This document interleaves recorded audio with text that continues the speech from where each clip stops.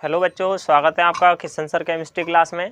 आज हम आपको फिर एक नई वीडियो लेकर आए हैं जिसमें हम पुष्पी पादपों में लैंगिक जनन जो हमारी बायोलॉजी का पहले ही चैप्टर है उसका लेक्चर नंबर 4 लेकर आए हैं। हमारा अगला टॉपिक है बेटा परिपक्व भ्रूण की संरचना। जब स्त्री केसर में जो अंडाशय होता है उसमें भ्रूण परिपक्व हो जाता है, उसमें प्रतिमुखी कोशिकाएं और अंड कोशिकाएं और द्विक जो हमारा द्विगुणित केंद्रक होता है वो पूरी तरीके से जब परिपूर्ण हो जाता है तो उसकी स्ट्रक्चर संरचना कैसी दिखाई देती है और वह क्या क्या कार्य करता है, ये हम आपको समझाएंगे आज। देखो, हमारा हेडिंग है परिपक्व भ्रूण की संरचना। और परिपक्व भ्रूण में निम्न संरचना होती है बेटा। देखो, ये एक स्ट्रक्चर है परिपक्व भ्रूण का जो अंडाशय के अंतर्गत स्त्री केसर में अंडाशय के अंतर्गत ये संरचना होती है। ठीक है, इसमें निम्न संरचनाएं दिखाई देंगी। नंबर 1 है अंड कोशिका। अंड कोशिका यह अंडा द्वार की ओर दो सहायक कोशिकाओं के बीच स्थित होती है। बेटा, ये आपको जो दिखाई दे रहा है ये है अंड द्वार, और ये जो बड़ी वाली हमने बनाई है ये वाली कोशिका ये है अंड कोशिका। ठीक है, ये अंड कोशिका है जो अंड द्वार की ओर स्थित है और दो सहायक कोशिकाओं के बीच में स्थित है। देखो, ये लिख रखा है सहायक कोशिका, इनके दोनों के बीच में है अंड कोशिका।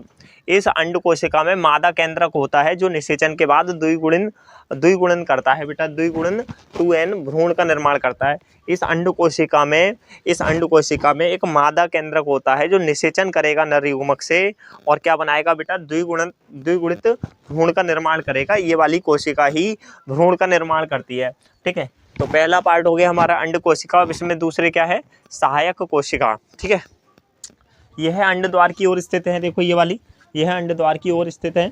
ये दो सहायक कोशिकाएं अंड द्वार है और ये यहाँ पर स्थित है। और इन कोशिकाओं से एक पदार्थ स्रावित होता है जो पराग नलिका को आकर्षित करता है। पराग नलिका इन्हीं में प्रवेश करती है। बेटा, जब जो हमारा पुंकेसर है, पुंकेसर से परागकण निकल कर आएंगे वर्तिकाग्र पर और वो अंकुरित होंगे तो क्या बना लेते हैं, वो एक पराग नलिका बना लेते हैं। तो पराग नलिका ऊपर से आती है और यहाँ पर प्रवेश करती है। और प्रवेश कहाँ से करती है, वो सहायक कोशिकाओं से ही प्रवेश करती है। और इनसे एक हार्मोन्स निकलेगा या इनसे एक पदार्थ, आप एंजाइम कह सकते हो, रासायनिक पदार्थ जो इनसे निकलेगा और पराग नलिका को अपनी ओर क्या करेगा, आकर्षित करेगा। ठीक है, फिर आया हमारा तीसरा पार्ट है इसका प्रतिमुखी कोशिका। प्रतिमुखी कोशिका, देखो ये जो है यहाँ पर लिखा हुआ है प्रतिमुखी कोशिका, तो यह निभागीय छोर पर स्थित होती है। 3 कोशिकाएं होती हैं निभागीय छोर पर, दूसरे छोर पर 1 2 3। ठीक है, यह भ्रूण को पोषण प्रदान करती हैं। इनका कार्य क्या है, जो भ्रूण बनेगा उसको क्या काम करना है, पोषण प्रदान करना होता है। बेटा, कुछ पौधों में पुष्प में इनकी संख्या सैकड़ों तक हो जाती है। कुछ पौधों के जो पुष्प होते हैं, वैसे तो अधिकतर 3 ही होती है, मगर कभी कभी इसमें बढ़ने लगती है कुछ पौधों में, तो कुछ पौधों में इनकी संख्या क्या सैकड़ों से क्या हो जाती है, सैकड़ों तक हो जाती है बेटा। ठीक है, ये प्रतिमुखी कोशिकाएं। तो 3 इधर हो गई, 3 इधर हो गई। फिर आया हमारा अगला ध्रुवीय केंद्रक। ठीक है, ध्रुवीय केंद्रक, देखो दोनों ध्रुवों से एक एक केंद्रक आकर बीच में एकत्रित हो जाता है। पहले तो बेटा यहाँ पर हमने पढ़ा चुके हैं आपको 4 केंद्रक होते हैं, यहाँ भी और यहाँ भी। चारों में से एक एक केंद्रक यहाँ पर आ जाता है, तो यहाँ पर 2n केंद्रक बन जाता है। ये 2 केंद्रकों का एक केंद्रक बन जाता है। तो ये है कहाँ गया, ध्रुवीय केंद्रक। दोनों ध्रुवों से एक एक केंद्रक आकर बीच में एकत्रित हो जाता है। ये जो है 2 केंद्रक हैं जो मिलकर एक बन गया है। यह द्विगुणित 2n होता है, यानी द्विगुणित होता है इसमें। ठीक है, 2 गुण होते हैं, एक इधर का एक इधर का, 2n हो गया। यह नर केंद्रक से मिलकर त्रिगुणित 3n केंद्रक का निर्माण करता है। यह नर केंद्रक से मिलकर त्रिगुणित 3n केंद्रक बनाता है या बनाते हैं। ठीक है, जब नर केंद्रक आएगा पराग नलिका में तो उससे मिलेगा, तो 2n तो ये खुद है बेटा, तो 2n तो ये खुद है ये वाला, और 2n एक नर वाला मिलेगा n, तो 2n n बराबर क्या हो गया, ये 3n केंद्रक का निर्माण करता है बेटा। ये वाला जो द्वितीय केंद्रक होता है जो बीच में स्थित होता है 3n केंद्रक बनाता है। और तथा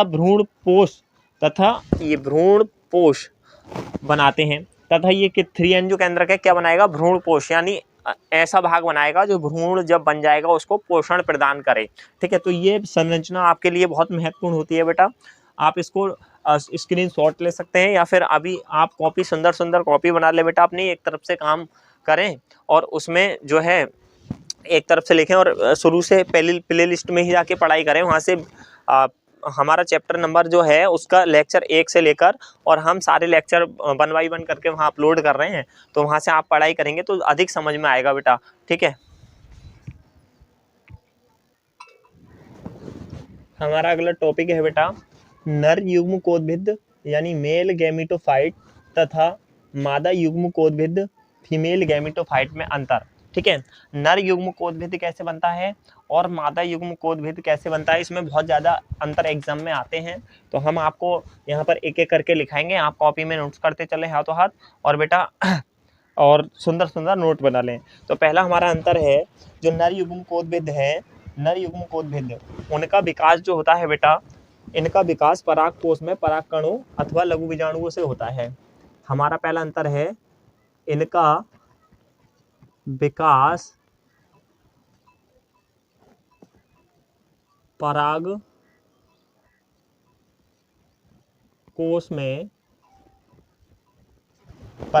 में परागकणों अथवा लघु बीजाणुओं से होता है, लघु बीजाणुओं से होता है। बेटा जो नर युग्मकोद्भिद होते हैं उनका निर्माण जो होगा, जो परागकोश होता है, परागकोश में क्या बनते हैं, परागकण, और परागकण को ही हम लघु बीजाणु कहते हैं। तो नर युग्मकोद्भिद का निर्माण जो होगा परागकणों से होता है, आप यह लघु बीजाणु कह सकते हैं।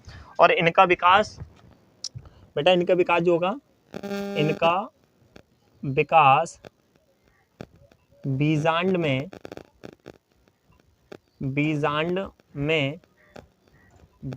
काय, जो बीजांड की काय होती है, बीजांड काय, इनका विकास बीजांड में बीजांड काय में गुरु बीजाणुओं से होता है, बीजांड काय में गुरु बीजाणुओं से होता है बेटा, गुरु बीजाणुओं से होता है।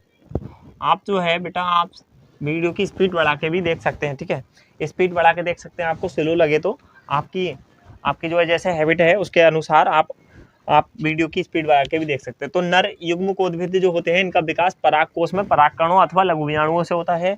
और बेटा जो गुरु बीजाणु होते हैं यानी मादा युग्मकोद्भिद जो होते हैं उनका निर्माण बीजांड में बीजांड काय के जो गुरु बीजाणु बनते हैं उनसे होता है बेटा। दूसरा अंतर है इनमें प्रकीर्णन, परिपक्व अवस्था में लघु बीजाणु अथवा परागकणों का प्रकीर्णन होता है। परिपक्व अवस्था में परागकणों का परागकण भी कह सकते हो आप, या फिर लघु बीजाणु भी कह सकते हो बेटा, परागकणों को ही लघु बीजाणु कहते हैं। तो परिपक्व अवस्था में परागकणों का प्रकीर्णन होता है बेटा, प्रकीर्णन होता है। ठीक है, परिपक्व अवस्था में परागकणों का क्या होता है, प्रकीर्णन होता है। और मादा युग्मकोद्भिद में प्रकीर्णन जो है नहीं होता है बेटा। मादा युग्मकोद्भिद कहाँ होते हैं, बीजांड में, बीजांड अंदर रहता है, तो इनमें प्रकीर्णन नहीं होता है, इनमें प्रकीर्णन नहीं होता है। इनमें जो है मादा युग्मकोद्भिद में प्रकीर्णन नहीं होता है बेटा। ठीक है, नर युग्मकोद्भिद क्योंकि कहाँ बनते हैं, परागकोश में। परागकोश जब परागकण जो होंगे वो परागकण के कारण आते हैं, परागण के कारण। परागण क्या होता है अभी आगे हम समझाएंगे। ठीक है, अगला हमारा टॉपिक है इनमें पराग नलिका बनती है। नर युग्मकोद्भिद में जो है पराग नलिका बनती है, इनमें पराग नलिका बनती है, इनमें जो है पराग नलिका बनती है बेटा। ठीक है, इनमें पराग नलिका बनती है और इसमें पराग नलिका नहीं बनती है। मादा युग्मकोद्भिद जो है इनमें पराग नलिका नहीं बनती है, इनमें पराग नलिका नहीं बनती है, इनमें जो है परागनलिका नहीं बनती है। ठीक है, नर युग्मकोद्भिद जो बनेंगे, क्योंकि परागकण अंकुरित होकर भर्ती कागर पर परागनलिका बनाते हैं, तो इनमें जो है परागनलिका नहीं बनेगी, और इनमें बनेगी और इनमें नहीं बनती है, यानी मादा युग्मकोद्भिद में नहीं बनती है। ठीक है, अगला है नर युग्मकोद्भिद में परागकण के घटक केंद्रक होते हैं बेटा। नर युग्मकोद्भिद में परागकण के जो घटक होते हैं वो केंद्रक होते हैं, और मादा युग्मकोद्भिद में भ्रूण कोश का घटक होता है। मादा युग्मकोद्भिद किसका घटक होता है बेटा? भ्रूण कोश का। तो लिख लेंगे इसमें मादा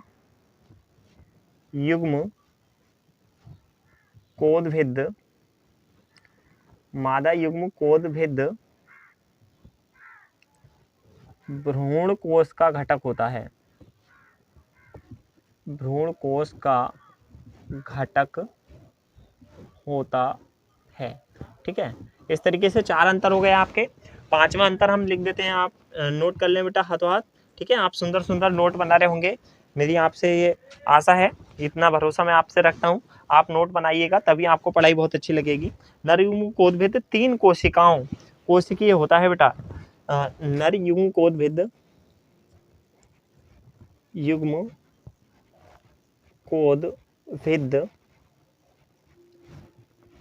3 कोशिकीय नर युग्मकोद्भिद जो होता है 3 कोशिकीय होता है, जिसमें एक वर्धी नलिका कोशिका तथा 2 नर युग्मक होते हैं।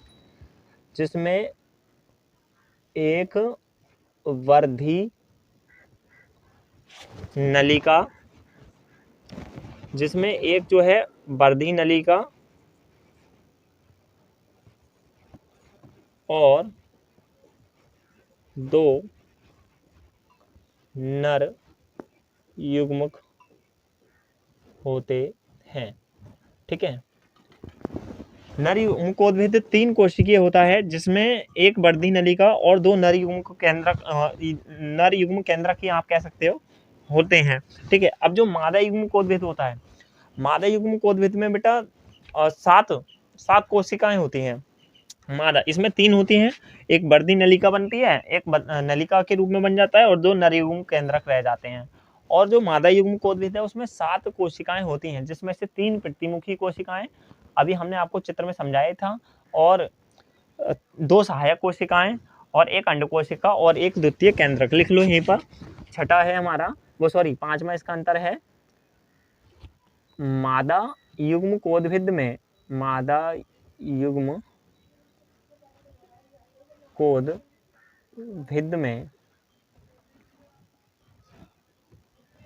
7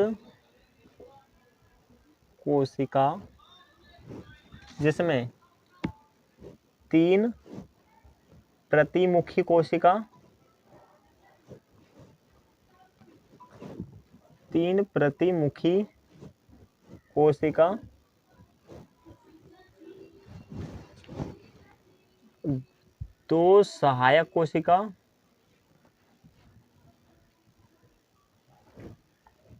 2 सहायक कोशिका, एक अंड कोशिका,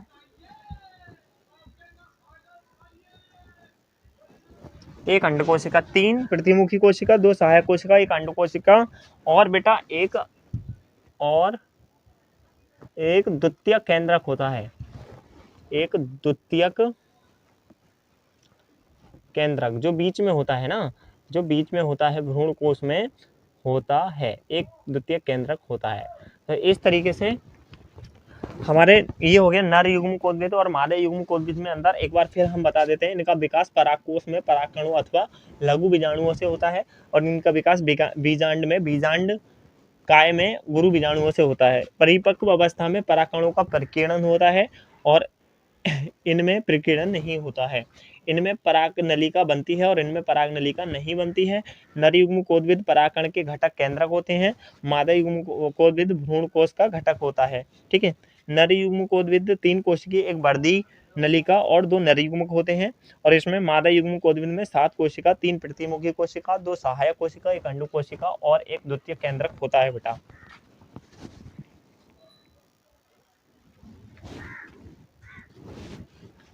हमारा बेटा अगला टॉपिक है जो बहुत महत्वपूर्ण है, जिसका नाम है परागण।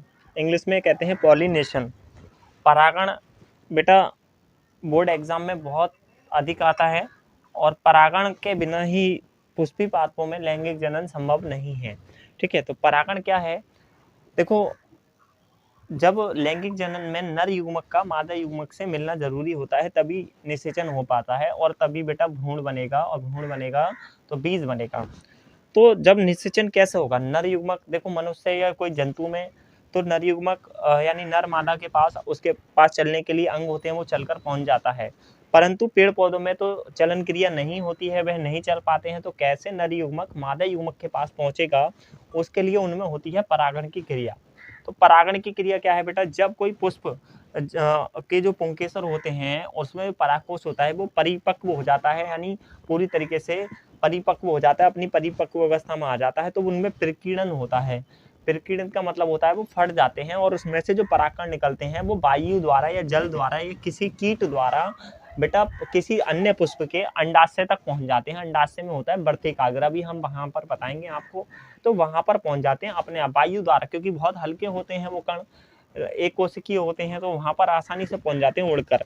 ठीक है, देखो मान लो एक पौधा है, उसका पुष्प है और ये परिपक्व अवस्था में है और ये उसका परागकण है।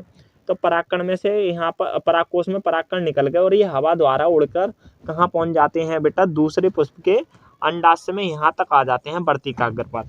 हवा द्वारा आ जाएं, जल द्वारा आ जाएं, कीट द्वारा आ जाएं, तो ऐसे कई माध्यम इनके आने जाने के होते हैं, क्योंकि खुद इनके तो कोई चलन क्रिया नहीं होती, कोई पैर नहीं होते। ठीक है, तो परागण क्या है परिभाषा बेटा?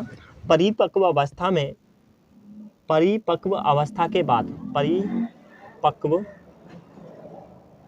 अवस्था के बाद पराग कोश में उपस्थित पराग कोश, ऐसे लिखूं आप, परागकण परागकोश से निकलकर, परागकण परागकण परागकोश से निकलकर, परागकोश से निकलकर वर्तिकाग्र पर पहुंच जाते हैं। स्त्री केसर के वर्तिकाग्र पर, ऐसे लिख लो, स्त्री केसर के वर्तिकाग्र पर पहुंच जाते हैं। बेटा राइटिंग के लिए थोड़ी माफ़ी चाहते हैं, राइटिंग हमारी थोड़ी अभी साफ नहीं है, मेरी राइटिंग पहले से बहुत खराब रह चुकी है, बहुत धीरे धीरे सुधार कर रहा हूँ। ठीक है, परिपक्व अवस्था में के बाद परागकोश से निकलकर जो परागकण होते हैं वो कहाँ पहुंच जाते हैं? स्त्री केसर के वर्तिकाग्र पर पहुंच जाते हैं। इस क्रिया को क्या कहेंगे बेटा? हम इस क्रिया को ही परागण कहते हैं, को ही परागण कहते हैं। जब परागकण परागकोश से निकलकर जब परागण परागकोश से निकलकर कहाँ पहुंच जाते हैं बेटा? स्त्री केसर के वर्तिकाग्र पर पहुंच जाते हैं, तो इस क्रिया को क्या कहते हैं? परागण कहते हैं।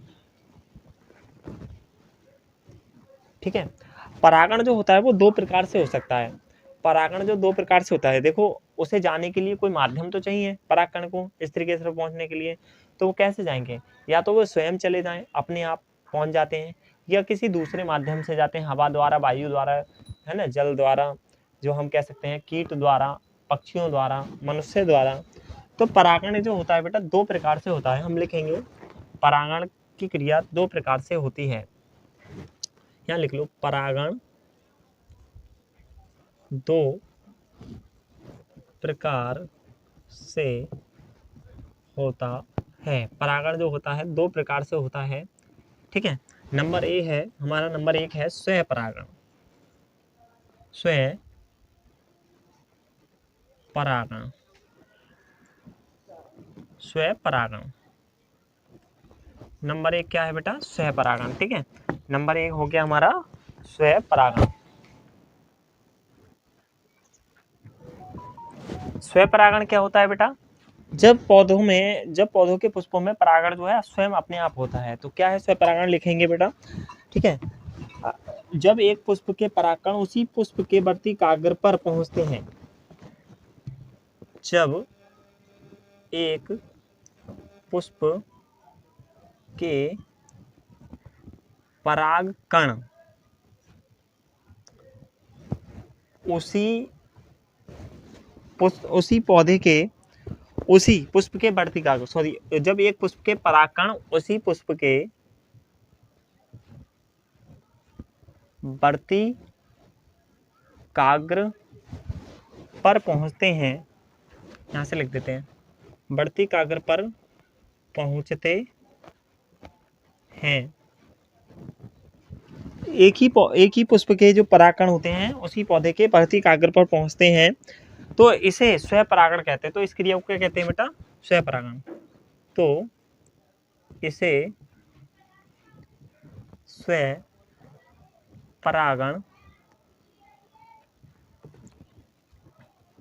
कहते हैं। ठीक है, इसे क्या कहते हैं? स्वपरागण कहते हैं। और बेटा स्वपरागण भी दो प्रकार से होता है। यह दो प्रकार से हो सकता है, यह दो प्रकार से होता है। यह दो प्रकार से कैसे होता है बेटा? एक कंडीशन तो ये हो सकती है कि एक ही पुष्प के, एक पौधे पर कोई एक पुष्प है, उसके परागकण निकलकर उसी के वर्ती काग्र पर पहुंच जाएं। और या फिर एक कंडीशन ये हो सकती है कि एक ही पौधे पर दो पुष्प हैं और एक के परागकण निकलकर उसी पौधे के दूसरे पुष्प पर पहुंच जाएं, तो यह भी स्वपरागण ही होगा। ठीक है, तो यह दो प्रकार से हो सकता है। एक तो है स्वयुग्मन, या इसे कहते हैं स्वयुग्मन अथवा ऑटोगैमी। नंबर ए है क्या बेटा? स्वयुग्मन अथवा ऑटोगैमी। ऑटोगैमी क्या होता है? जब परागण एक ही पुष्प के बीच में होता है, जब स्वपरागण एक ही पुष्प के एक ही पौधे के एक ही पुष्प के बीच में होता है। ठीक है, जब परागण एक ही पौधे के एक ही पुष्प के बीच होता है,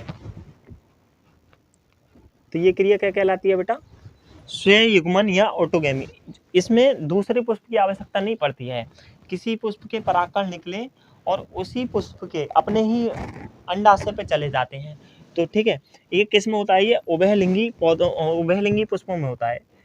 यह क्रिया उभयलिंगी पुष्पों में होती है। यह क्रिया किसमें होती है बेटा? उभयलिंगी पुष्पों में होती है। उभयलिंगी पुष्प क्या होते हैं?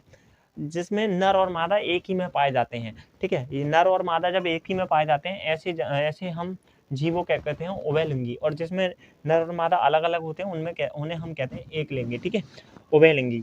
दूसरा, जब एक हो गया स्वयुग्मन, दूसरा हो गया नंबर बी हो गया बेटा हमारा समजात पुष्पी परागण। ठीक है, नंबर बी क्या हो गया? समजात पुष्पी परागण।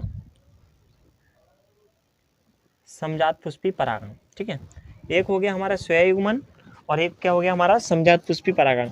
इस कंडीशन में क्या होगा? एक पौधा है, उस पर दो पुष्प हैं, तो एक के परागकण निकलकर उसी पौधे के दूसरे पुष्प पे चले जाएंगे। ठीक है, एक पौधे पर दो पुष्प हैं और एक के परागकण निकलकर एक पुष्प के और दूसरी पौधे के दूसरे पुष्प पे चले जाएंगे, तो समजात पुष्पी हो गए। पुष्प तो एक जैसे है ना, एक जैसे जब दो लोग होते हैं उन्हें कहते हैं समजात। ठीक है, तो जब परागण एक ही पौधे के दो पुष्पों के बीच होता है। जब एक ही मतलब जब परागण एक ही पौधे के दो पुष्पों के बीच होगा तो उसमें वो क्या कहलाएगा बेटा, समजात पुष्पी परागण कहलाएगा। और यह क्रिया किस में होगी, एक लिंगी पुष्पों में होगी। यह क्रिया एक लिंगी पुष्पों के बीच होती है। यह क्रिया किसके बीच होती है, एक लिंगी पुष्प। एक लिंगी पुष्प मतलब चाहे वो नर हो या मादा हो, एक लिंगी, जिसमें एक लिंग होता है। इस तरीके से अभी हमारा इन परागण की परिभाषा हो गई। परागण दो प्रकार से है, हमने पहले बता दिया आपको स्वपरागण। स्वपरागण की क्रिया बेटा आपको सदाबहार और गुलाबांस में देखने को मिल सकती है, स्वपरागण की क्रिया। ठीक है, स्वपरागण सदाबहार और गुलाबांस आप एग्जाम्पल के तौर में दे सकते हैं।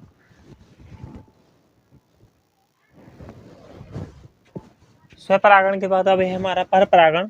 परपरागण या इसे कहते हैं क्रॉस पॉलिनेशन और जीनोगैमी भी कहते हैं, और बेटा एलोगैमी। ठीक है, या पर निषेचन भी इसे कहा जाता है। इसके कई नाम है परपरागण। तो क्या है परपरागण, देखो बेटा परिभाषा। जब एक पुष्प के परागकण उसी जाति के या अन्य किसी जाति के पौधों को परागित करते हैं।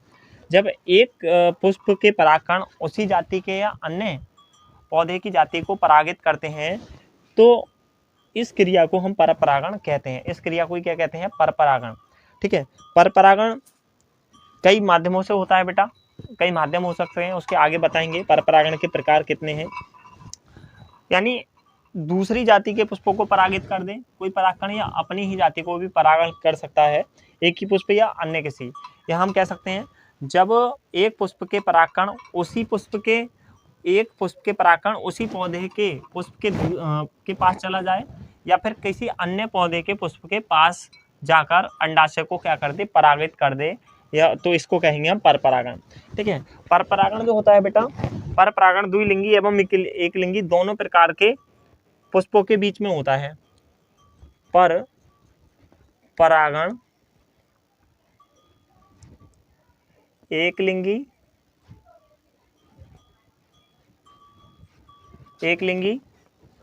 या एक लिंगी हम कह सकते हैं, एक लिंगी तथा द्विलिंगी पुष्पों में दोनों में होता है। द्विलिंगी पुष्पों दोनों में होता है, द्विलिंगी दोनों पुष्पों में होता है, ऐसे लिख लो, द्विलिंगी दोनों पुष्पों में होता है। ठीक है, परपरागण जो होता है एक लिंगी में भी होता है और द्विलिंगी में भी होता है। ठीक है, परपरागण केवल परंतु एक लिंगी पुष्पों में परपरागण ही होता है। तो एक लिंगी पुष्प होते हैं उनमें परपरागण ही होता है। ठीक है, जो एक लिंगी पुष्प होते हैं उनमें परपरागण ही होता है, जबकि द्विलिंगी पुष्प जो हैं उनमें बेटा स्वपरागण भी हो सकता है। ठीक है, एक कंडीशन ये है परपरागण की कि इसमें परपरागण में बेटा अनुवांशिकी पुनर्योग निश्चित रूप से होता है। अनुवांशिकी पुनर्योग निश्चित रूप से होता है, या हम कह सकते हैं जेनेटिक रिकॉम्बिनेशन। अनुवांशिकी पुनर्योग क्या होता है कि इसमें देखो पुष्पों की आगे जो बीज आएंगे उसकी प्रजाति बदलने के ज़्यादा चांस रहते हैं, 100% चांस बदलने के, मतलब उसकी जाति बदलने के चांस रहेंगे। मान लो कोई एक पौधा दूसरी प्रजाति का है, उसके परागकण निकलकर दूसरी प्रजाति के पुष्प पे चले गए बेटा, तो नए बीज जो बनेगा वो संकरित पुष्प के बीज कहलाएंगे, संकरित बीज कहलाएंगे। तो उसमें प्रजाति क्या होती रहेगी, बदल जाएगी। तो हम लिख सकते हैं इसमें अनुवांशिक पुनर्योग निश्चित रूप से होता है। ठीक है, निश्चित रूप से होता है, यानी बीजों की प्रजाति बदल सकती है। ठीक है, अनुवांशिक पुनर्योग निश्चित रूप से होता है, यानी जेनेटिक रिकॉम्बिनेशन निश्चित रूप से ही होता है इसमें। तो परपरागण कितने प्रकार से होता है, इसमें हम आगे आपको अगली वीडियो में समझाएंगे, ये वीडियो ज़्यादा लंबी हो रही है। तो ये था हमारा, इसमें आज हमने आपको बताया बेटा परिपक्व भ्रूणकोश और नर युग्मकोद्भिद और मादा युग्मकोद्भिद में अंतर, और परागण और स्वपरागण और परपरागण, यानी परागण दो प्रकार से, स्वपरागण परपरागण। ऐसे ही हमारे चैनल पर केमिस्ट्री और बायोलॉजी की वीडियो प्रोवाइड कराई जाती है बेटा। पूरी तरीके से आप प्ले लिस्ट में जाके पढ़ाई करें, ठीक है। प्ले लिस्ट में आप यहाँ यूट्यूब पे जाके सर्च करेंगे Kishan sir chemistry class Bilari. Kishan sir chemistry class में हम आपको केमिस्ट्री और बायोलॉजी की दोनों वीडियो प्रोवाइड करेंगे। प्ले लिस्ट में आप जाकर पढ़ाई करेंगे तो आपको ज़्यादा समझ में आएगा, और एक तरफ से ही वीडियो बेटा आप जो है देखें और सुंदर सुंदर नोट बनाएं, ताकि आपको एग्ज़ाम में बहुत सहायता मिले, ठीक है। आपके उज्ज्वल भविष्य के लिए हम कामना करते हैं। धन्यवाद। चैनल को लाइक करें, सब्सक्राइब करें।